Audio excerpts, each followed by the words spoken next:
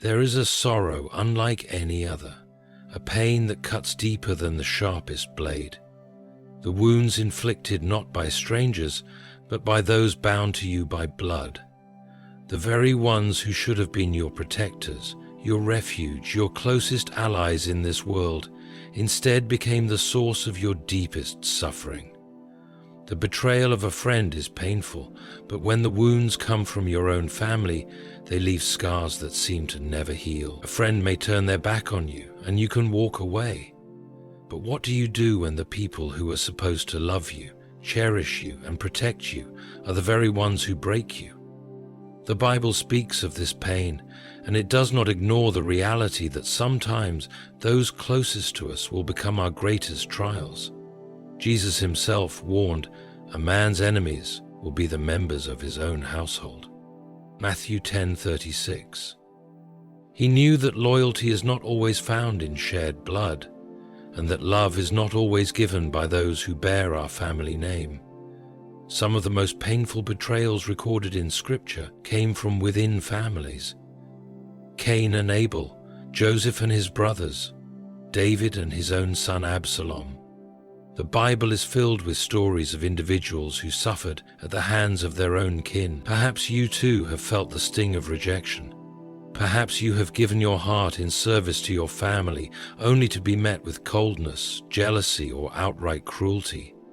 You have tried to be the peacemaker, the one who sacrifices, the one who carries the burdens no one else will carry. And yet, despite your love, they repay you with neglect, with manipulation, with betrayal. You sit in the quiet of the night and ask, "Why, Lord? Why do they treat me this way? What have I done to deserve this?" Let me tell you something. God sees. He is not blind to your pain, and He is not indifferent to your suffering. The tears you cry in silence, He has counted. The words that wounded you, He has recorded. You have kept count of my tossings, put my tears in your bottle. Are they not in your book? Psalm 56:8. God is not just a God of love, He is a God of justice. He has promised that those who hurt His children will not escape His hand. "It is mine to avenge, I will repay," says the Lord. Deuteronomy 32:35. You may not see it yet, but rest assured He is already at work. The same God who turned Joseph's betrayal into a throne, who made David's suffering the pathway to His kingdom, who raised Christ from the grave after He was despised by His own, this same God is working in your life. When your family mistreats you, it is tempting to seek justice on your own, to prove your worth, to fight back, to make them see what they have done. But vengeance does not belong to you, it belongs to God.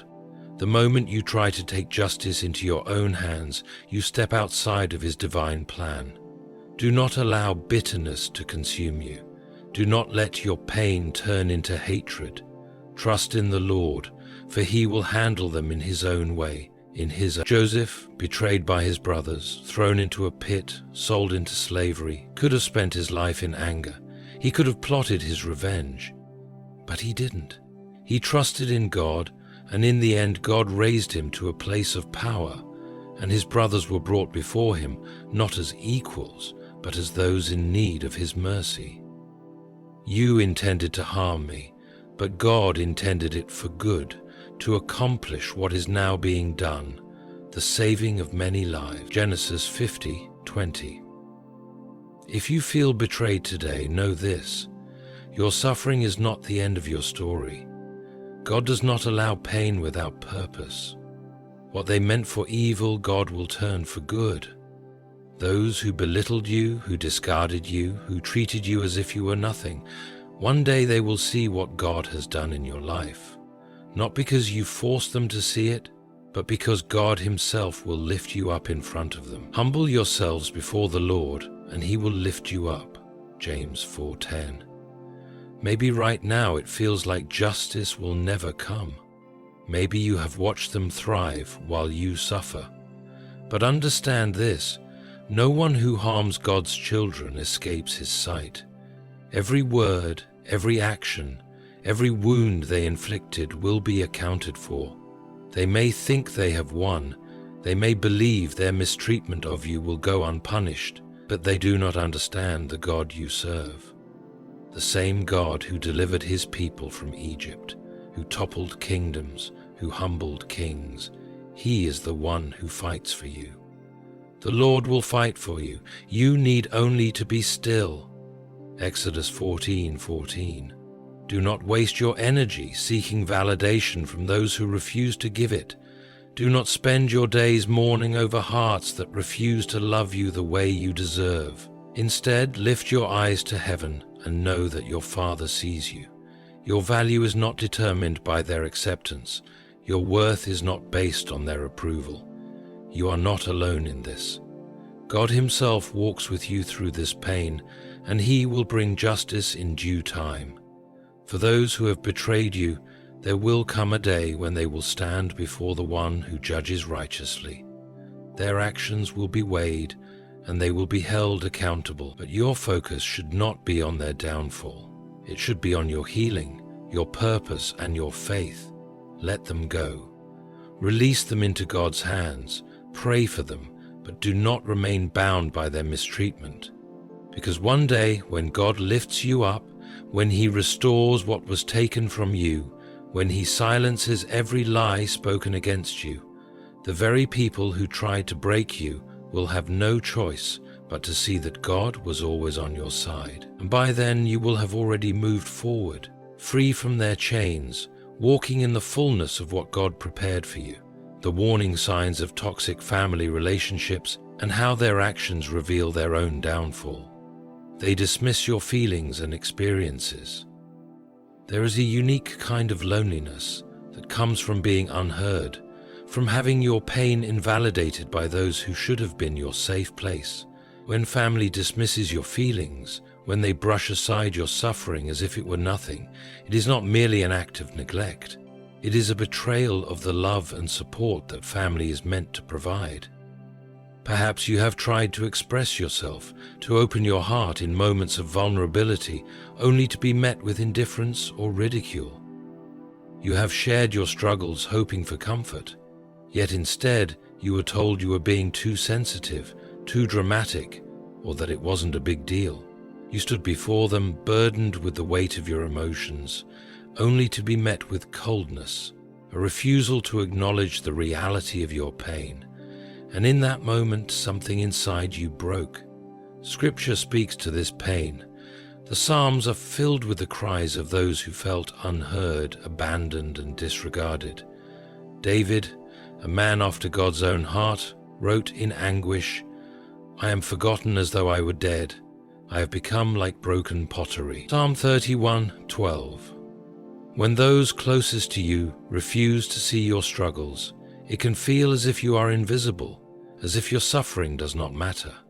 But let me remind you, God sees what they refuse to see. There is a cruel irony in how those who dismiss your feelings are often the very ones who expect you to carry theirs. They demand your patience, your understanding, and your attention, yet when the roles are reversed, they turn away. They expect you to listen when they complain, to console them when they are distressed. But the moment you seek the same in return, you are met with silence or scorn. This imbalance is not love, it is manipulation, a toxic cycle where your emotions are deemed unimportant, and this is where the enemy works. Through dismissal, through invalidation, through the quiet erosion of your worth. Because when you are told enough times that your feelings don't matter, you begin to believe it. You start to silence yourself, to second-guess your emotions, to shrink into the shadows of your own pain. You tell yourself, maybe I am overreacting, maybe I am the problem. And before you know it, you have conditioned yourself to suffer in silence, believing that speaking up will only bring more rejection. But the Lord does not ignore your cries. The righteous cry out, and the Lord hears them. He delivers them from all their troubles. Psalm 34:17. Where family fails, God steps in. Where your voice is stifled, he listens. Where your heart is disregarded, he gathers every broken piece and holds it close. You do not need their validation for your pain to be real. You do not need their acknowledgement to justify your suffering.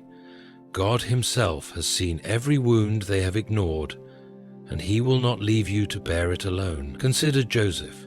His own brothers dismissed his dreams, mocked his words, and cast him aside as if he were nothing.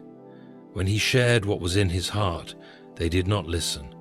They resented him, belittled him, and ultimately betrayed him. And yet, despite their dismissal, God was not finished with his story. But the Lord was with Joseph, Genesis 39:2. Though his family refused to see his worth, God had already set him apart for something greater. This is what you must understand. Their dismissal does not define you. Their refusal to acknowledge your pain does not diminish its reality. God himself is the one who hears, who validates, who restores. He is the one who lifts up those the world seeks to silence. And while your family may refuse to listen now, there will come a time when God himself will make them see. Not through your anger, not through your striving, but through the undeniable work of his hand in your life. They may never admit their wrongs. They may never apologize for the ways they have ignored your pain. But their inability to acknowledge the truth does not change the truth itself. And in due time, God will reveal what they refuse to see. Until then, hold on to him, for he is near to the brokenhearted and saves those who are crushed in spirit. Psalm 34:18. They manipulate you into feeling guilty. Guilt is a powerful weapon in the hands of those who wish to control. When family manipulates you into feeling guilty, they are not just expressing their disappointment. They are attempting to bend your will, to make you doubt yourself, to keep you bound under the weight of obligations you were never meant to carry. This kind of manipulation does not always come in the form of harsh words or direct accusations. Often it is subtle, wrapped in the disguise of love, duty, or tradition. It is the sighs of disappointment, the passive-aggressive remarks, the reminders of all they have done for you, and the unspoken expectation that you owe them more than you can ever repay. You have likely heard it before. After everything we've done for you, this is how you treat us? Or, you think you're better than us now? These words are meant to place an invisible burden on your soul, to make you question your own decisions, your own boundaries, your own needs. The goal is not to seek reconciliation, but to keep you tethered to their expectations, to their demands, to their control. But this is not love. Love does not seek to imprison. Love does not hold past sacrifices over your head like a debt that can never be repaid. Love is patient. Love is kind. It does not dishonor others. It is not self-seeking. It is not easily angered. It keeps no record of wrongs. 1 Corinthians 13:04-5. Yet, in a toxic family dynamic, love is often twisted into something conditional, given only when you conform, withheld when you dare to stand your ground. Jesus himself faced this kind of manipulation. When he spoke of his purpose, his family did not immediately believe in him. His own brothers doubted him, John 7:05, and at one point they even thought he had lost his mind, Mark 3:21. Imagine that, the Son of God, misunderstood and dismissed by his own family. And yet, he did not allow their doubts to divert him from his calling. He did not let guilt manipulate him into proving himself or seeking their approval.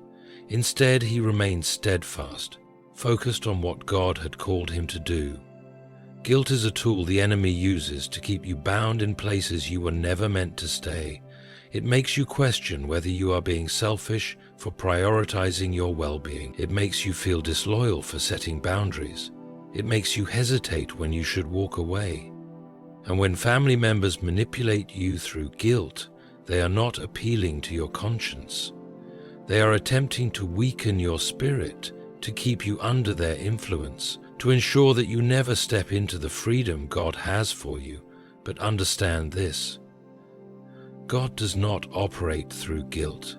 He convicts, yes, but he does not manipulate. When the Holy Spirit convicts, it leads to repentance, to healing, to transformation. When toxic family members manipulate, it leads to shame, to self-doubt, to bondage. Now, the Lord is the Spirit, and where the Spirit of the Lord is, there is freedom. 2 Corinthians 3:17. If an emotion is keeping you trapped rather than bringing you closer to God, then it is not from Him. Many people stay in toxic family situations not because they want to, but because they have been conditioned to believe they have to. They have been told that walking away makes them ungrateful, that setting boundaries makes them selfish, that prioritizing their own mental and emotional well-being is a betrayal. But these are lies. Even Jesus himself redefined what family truly means when he said, "Whoever does the will of my Father in heaven is my brother and sister and mother." Matthew 12:50. Sometimes the people God calls you to walk with are not the ones you were born into. And sometimes the greatest act of faith is refusing to let guilt keep you bound to what God has already told you to leave behind. They compete with you instead of supporting you. Family should be a place of encouragement, a foundation where love and support flow freely. It should be where you find strength when the world is unkind, where your victories are celebrated, and where your struggles are met with compassion. But what happens when those who should be your greatest supporters become your greatest rivals? What happens when your success is met with resentment instead of joy, when your growth is perceived as a threat rather than an inspiration? Jealousy and competition within families are not new. The Bible is filled with stories of brothers and sisters, parents and children, locked in battles fueled by envy. Cain and Abel, the first siblings in history, serve as a tragic example. Cain could not bear to see his brother favored, even though Abel had done nothing to harm him. Instead of reflecting on his own shortcomings, Cain allowed bitterness to consume him, leading to the ultimate betrayal, murder. But if you do not do what is right, sin is crouching at your door. It desires to have you, but you must rule over it. Genesis 4, verse 7. This is the nature of unchecked jealousy. It festers, it poisons relationships, it turns love into resentment, admiration into rivalry. If you have ever felt the sting of a family member competing with you rather than celebrating you, then you understand the deep hurt that comes with it. You have likely heard the backhanded compliments, the dismissive remarks, the subtle jabs, meant to remind you that no matter what you accomplish, they refuse to acknowledge it. Perhaps you have noticed how they suddenly try to outshine you, how they seem more interested in proving their superiority than in genuinely sharing in your joy. Instead of hearing, "I'm proud of you," you hear, "Anyone could have done that." Instead of receiving encouragement, you are met with silent disapproval, as if your growth is an insult to their stagnation. And the most painful part? You did nothing to deserve it. You never sought to compete, never tried to overshadow them. You simply pursued what God placed on your heart, and yet for that, you became a target of their silent war. Joseph, the favored son of Jacob, experienced this firsthand. His brothers despised him not because he had wronged them, but because he had been set apart. They resented the favor he carried, the dreams God had given him, and instead of seeing him as family, they saw him as a threat. Their envy led them to betray him, throwing him into a pit and selling him into slavery, believing they could destroy what God had ordained. But what they failed to realize was that no amount of opposition could stop God's plan. You intended to harm me, but God intended it for good. Genesis 50:20. This is the danger of competition within families. It turns love into bitterness, relationships into battlegrounds. Instead of lifting one another up, Family members begin tearing each other down, blinded by comparison. And while you may never understand why they choose to see you as an opponent rather than a loved one, know this: their issue is not with you, but with the condition of their own heart. They are not angry at you. They are angry at the reflection of their own inadequacy when they see you rise. True love does not compete. It does not envy. Love does not envy. It does not boast. It is not proud. When someone in your family chooses to compete with you instead of support you, when someone in your family chooses to compete with you instead of support you, they reveal more about themselves than they do about you. They are exposing the insecurity they carry, the inner wounds they have not healed from. And while their actions may hurt, they do not have the power to define you or diminish what God has planned for your life. If you have faced this kind of silent rivalry, if you have felt the weight of undeserved jealousy, know that you are not alone. Even Jesus himself faced rejection from his own people. A prophet is not without honor except in his own town, among his relatives, and in his own home. Mark 6:04. If even he was rejected by those closest to him, then do not be surprised when those you love struggle to celebrate you. The issue is not your success. It is their unwillingness to confront their own insecurities. And while their support may never come, God's favor is all you truly need. They only contact you when they need something. There is a painful realization that comes when you recognize that certain family members only reach out to you when they need something. Their love is not unconditional. Their care is not genuine. It is transactional. When you are useful to them, they act as though they value you, but the moment you have nothing to offer, they disappear. It is a heartbreaking cycle, one that leaves you questioning whether the bond you share is real or simply an illusion built on convenience. You may have experienced this firsthand. Days, weeks, even months may pass without a word from them, yet the moment they are in need, your phone lights up with their name. Suddenly they remember you exist, but not because they care, not because they want to know how you are doing or because they miss your presence. No, they have a request. They need a favor, money, your time, your resources. And as soon as they get what they want, they vanish once more, leaving you with an emptiness that words cannot describe. The Bible warns us about such people. Proverbs 19:04 says, "Wealth attracts many friends, but even the closest friend of the poor deserts them." When you have something to offer, people will gather around you, but when you are in need, you will see how few remain. This is the nature of those who only view relationships through the lens of personal gain. They do not invest in you emotionally. They do not walk with you in your struggles. They do not care about your burdens. Their concern is not for your well-being, it is for their own benefit. Jesus himself encountered this kind of behavior. When he performed miracles, crowds followed him. People came from every direction to see him, to receive from him, to take whatever blessings they could. But when he was arrested, when he was no longer seen as useful, those same people who once praised him turned away. Even some of his own disciples fled.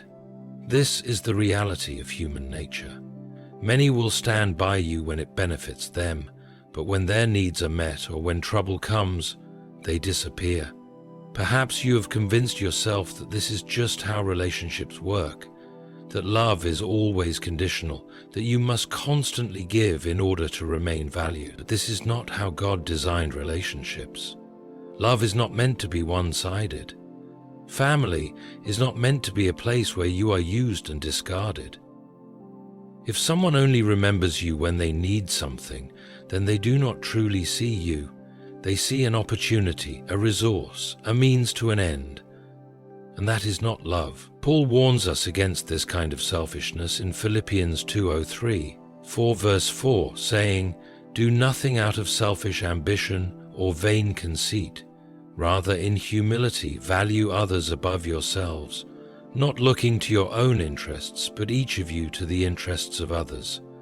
True love, true family, is not about what one can take, it is about what one can give, not for personal gain, but because love is selfless. Yet, when you are surrounded by people who only take, who never pour back into you, it drains your spirit. It leaves you exhausted, questioning your worth. It makes you wonder if you are only valuable for what you provide rather than for who you are. And that is a burden no one should have to carry. But here is what you must understand. God does not call you to be an endless well for those who only drink and never replenish. Jesus himself, though he gave freely, also knew when to withdraw. He knew when to separate himself from those who only wanted to take. Luke 5:16 tells us, "But Jesus often withdrew to lonely places and prayed." Even he, the Son of God, set boundaries. He did not allow himself to be drained by those who only sought him for their own gain. If you have found yourself trapped in a cycle where family only reaches out when they need something, know this. It is not selfish to desire relationships that are built on mutual love and respect. It is not wrong to set boundaries with those who treat you as nothing more than a resource. And most of all, it is not unloving to recognize that some people were never meant to have unlimited access to you. They publicly discredit or embarrass you. Few things cut as deeply as being humiliated by those who should protect your dignity. Family is supposed to be a shield, a place of safety where you can be vulnerable without fear. Yet, for some, family becomes a source of shame rather than honor. The pain of being publicly discredited or embarrassed by those closest to you is not just about the words spoken. It's about the betrayal, exposure of your weaknesses to a world that should never have been given access to them. Maybe you have experienced this firsthand, a moment where something private was turned into a joke at your expense, a time when a family member belittled you in front of others, not in playful teasing, but in a way that stripped you of dignity. Perhaps they have spread rumors about you, exaggerated your mistakes, or painted you in a light that made you look foolish, weak, or incapable. And the worst part? They did it not in front of strangers, but before those whose opinions matter. Friends, extended family, colleagues, even in your place of worship. This kind of treatment is not new. The Bible warns against those who use their words as weapons, who seek to tear down rather than build up. The words of the reckless pierce like swords, but the tongue of the wise brings healing. Proverbs 12:18. Words have power. They can be used to lift someone up or to cut them down. And when family members choose to humiliate instead of honor, they reveal the true state of their hearts. Consider how even Jesus himself was ridiculed by his own people.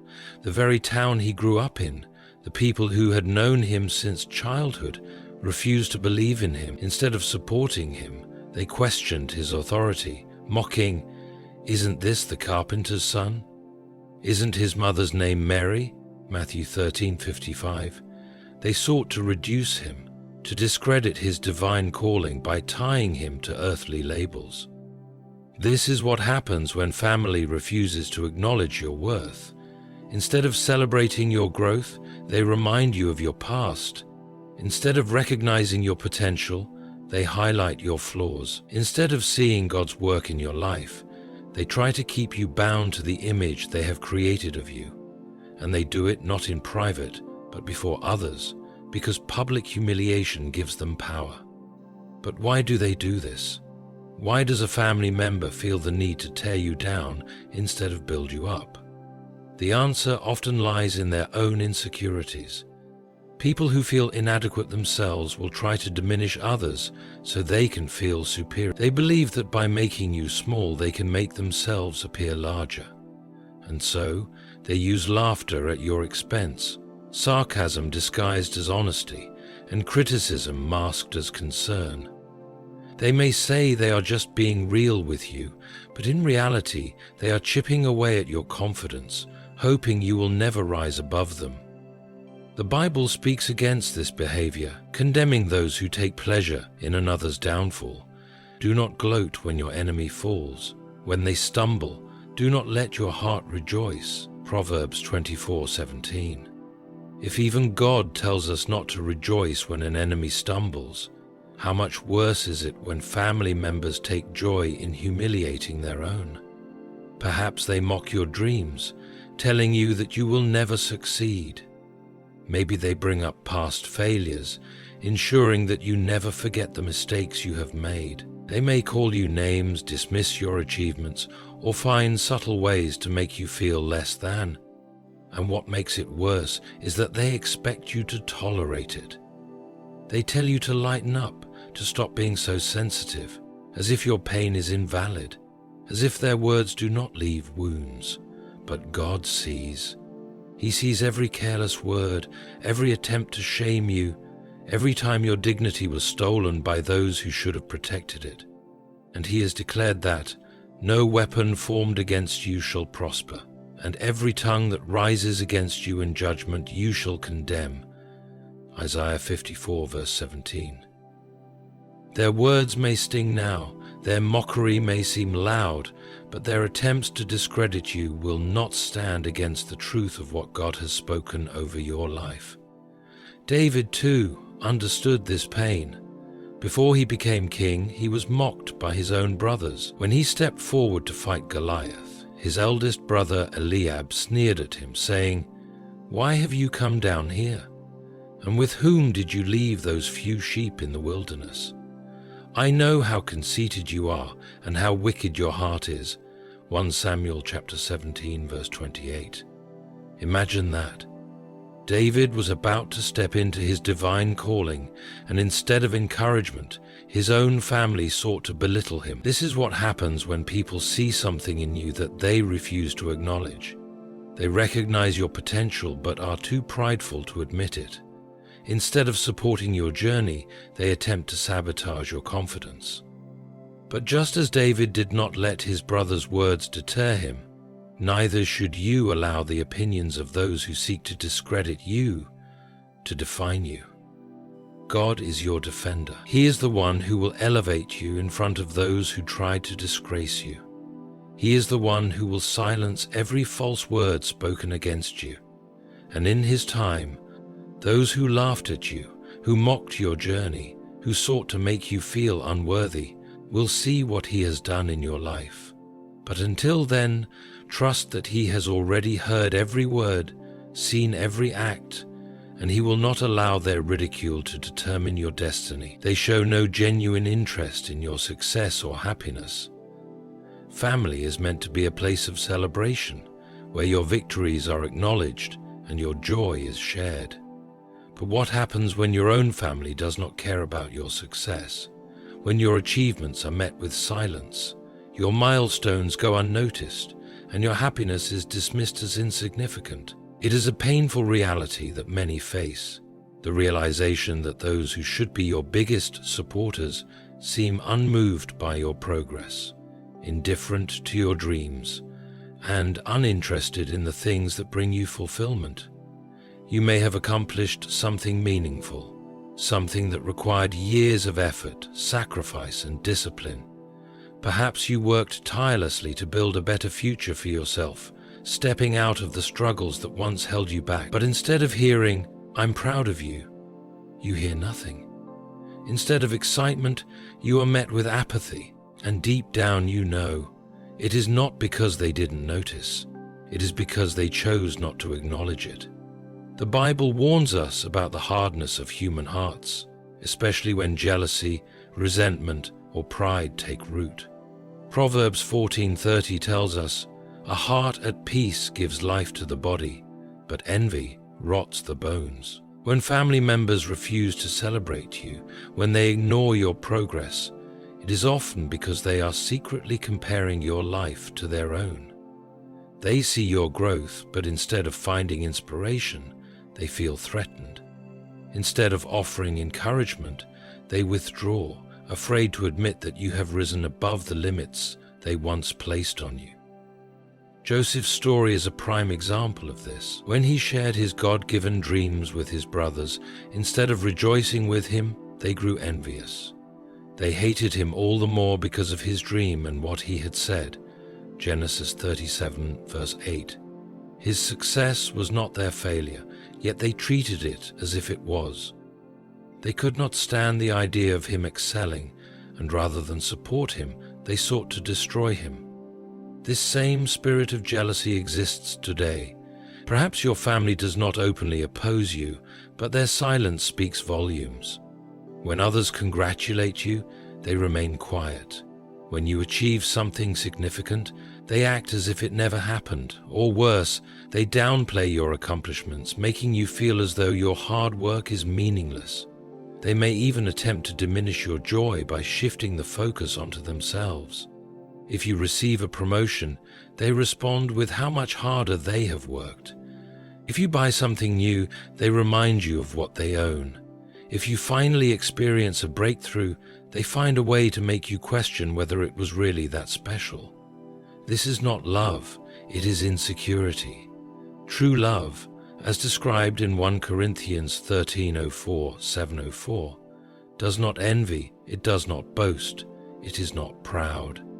It always protects, always trusts, always hopes, always perseveres. Genuine love is not afraid to celebrate the success of others. It does not remain silent when good things happen, it rejoices. And yet, many find themselves surrounded by people who refuse to acknowledge anything positive in their lives.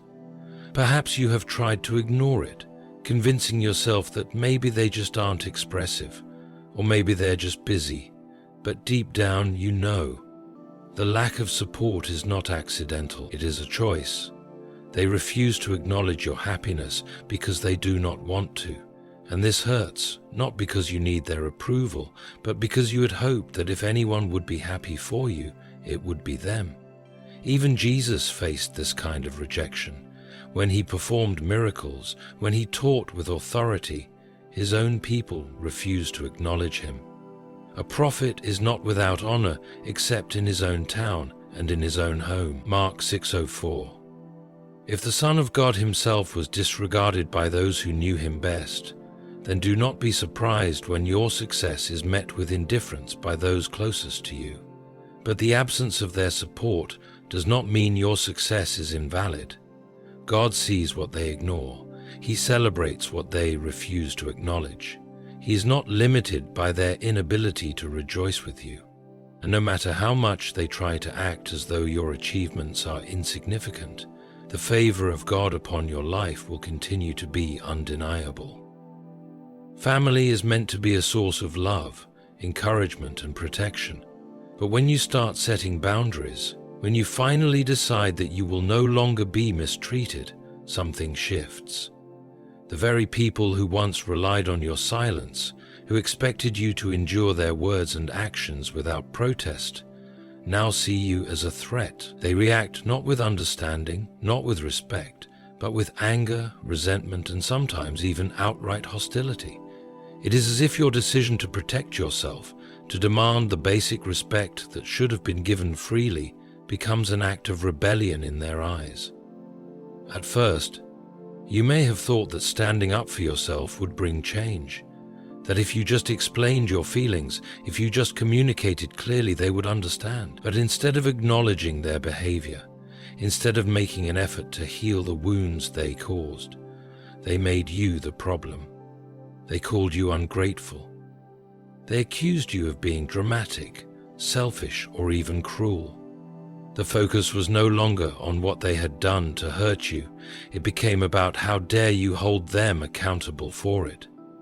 This is the nature of toxic relationships. As long as you tolerate the mistreatment, as long as you play your role, whether that is the peacekeeper, the fixer, the one who absorbs all the pain without complaint, they are content. But the moment you break free from that role, the moment you start prioritizing your own well-being, their true nature is revealed. They were never interested in a relationship where love and respect flowed both ways. They were only interested in maintaining control. The Bible speaks of the hardness of human hearts, of how some people refuse to change no matter how much truth is placed before them. Proverbs 29:01 says, "Whoever remains stiff-necked after many rebukes will suddenly be destroyed without remedy." Some people will never accept correction, no matter how kindly it is given. They would rather lose you than admit their wrongdoing. They would rather paint you as the villain than confront their own actions. Maybe you have noticed how, after setting boundaries, they began treating you differently. The warmth they once showed, even if it was conditional, turned cold. The conversations that once felt somewhat normal became tense, distant, or non-existent. Perhaps they even started speaking against you to others, twisting the narrative so that they appeared to be the victim while you were cast as the unreasonable one. And the most painful part? They truly believe it. They have convinced themselves that they have done nothing wrong, that you are the one who changed, that your need for respect is an attack on them. Jesus himself experienced rejection for speaking truth. In John 8:45, he said, "Yet because I tell the truth, you do not believe me." There are people who would rather hold onto their pride than accept truth, who would rather push you away than face the reality of their actions. And when those people are family, the pain is unbearable. You may grieve the relationship you once had, or the relationship you hoped you could have had. You may long for reconciliation, for a moment where they finally see things clearly, where they acknowledge their mistakes and embrace you with the love you always deserved. But for many, that day never comes. Instead, what comes is resistance. What comes is their refusal to accept that you are no longer willing to play a role in their toxic cycle, and so they push back. They test your boundaries. They look for ways to manipulate you into returning to the old dynamic. If guilt does not work, they may turn to anger. If anger does not work, they may attempt to isolate you, making you feel as though you are wrong for standing firm. But no matter how they react, one thing is clear. They never expected you to choose yourself. There is a reason why the Bible speaks so much about leaving behind what is harmful, about separating yourself from those who refuse to walk in love and truth. 2 Corinthians 6:17 says, "Therefore come out from among them and be separate, says the Lord. Touch no unclean thing, and I will receive you." Sometimes God calls us to walk away, not because we are being unloving, but because we cannot fulfill His purpose for our lives while staying in an environment that suffocates our spirit. Perhaps you have questioned whether you did the right thing by setting boundaries. Perhaps you have doubted yourself, wondering if you were too harsh, if you should have been more forgiving, more patient. But here is the truth. Boundaries are not about punishment. They are about protection. They are about ensuring that your heart, mind, and soul are no longer subjected to unnecessary pain. They are about recognizing that you cannot change people who refuse to change, that you cannot force love where it does not exist, that you cannot heal in an environment that constantly reopens your wounds. And yet, despite all of this, there is still a part of you that wishes things were different. There is still a part of you that remembers the good moments, that clings to the hope that one day they will understand. And that is the hardest part of walking away from toxic family members. The knowledge that the love you had for them was real, even if theirs was conditional. The longing for connection does not disappear overnight. The grief over what could have been lingers, but God sees your heart. He knows the pain of rejection, the sorrow of broken family ties. Psalm 27:10 reminds us, "Though my father and mother forsake me, the Lord will receive me." When family turns against you, when they refuse to respect your boundaries, when they choose pride over reconciliation, God steps in. He does not leave you abandoned. He does not allow the pain to be wasted. He takes what was meant to break you and uses it to strengthen you, to bring you into a place where you no longer seek validation from those who refuse to give it. Maybe they will never change. Maybe they will always see your boundaries as an attack. Maybe they will always believe that you were the problem.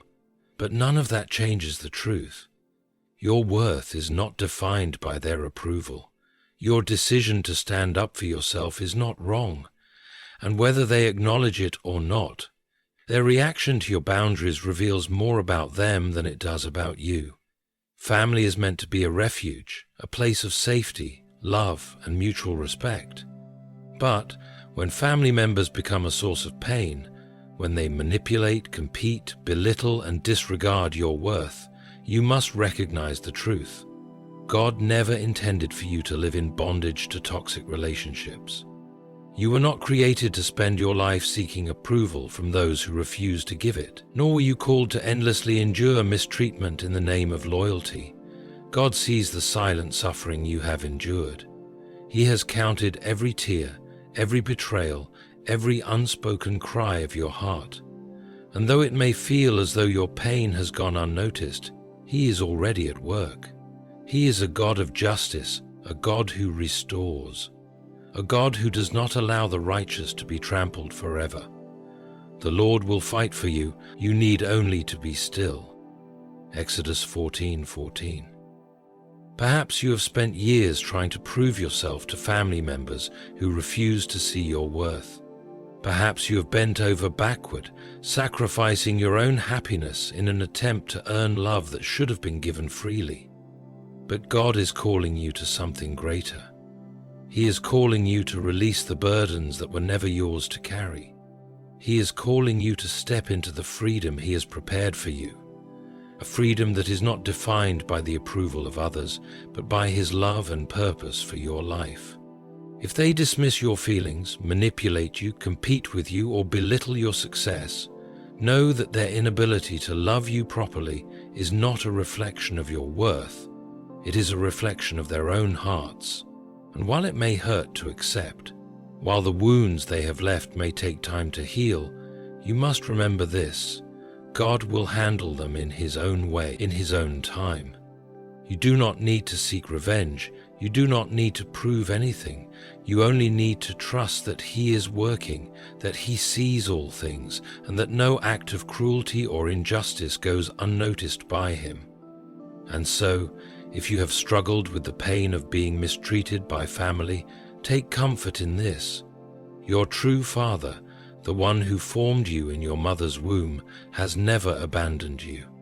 He is the one who will restore everything that was taken, who will lift you up in front of those who sought to break you, who will vindicate you when the time is right. But until that day comes, walk in peace. Do not let bitterness take root in your heart. Do not let the actions of others make you question your own value. Set your boundaries, stand in your truth, and leave the rest in God's hands. Because when family hurts you, when they betray and reject you, God Himself steps in to fight for you. And that is a battle you will never have to fight alone. Hold your head high, for you are not forgotten. You are seen, you are loved, and your story is far from over.